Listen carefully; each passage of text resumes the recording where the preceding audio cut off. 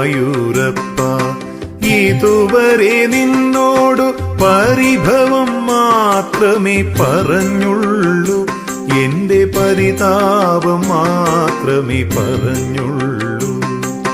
ഗുരുവായൂരപ്പ, ഇതുവരെ നിന്നോടു പരിഭവം മാത്രമേ പറഞ്ഞുള്ളൂ, എന്റെ പരിതാപം മാത്രമേ പറഞ്ഞുള്ളൂ.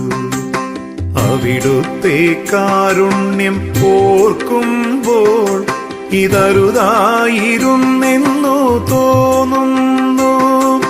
അപരാധം കണ്ണ പൊറുത്താലും എന്റെ അവിവേകം സദയം ക്ഷമിച്ചാലും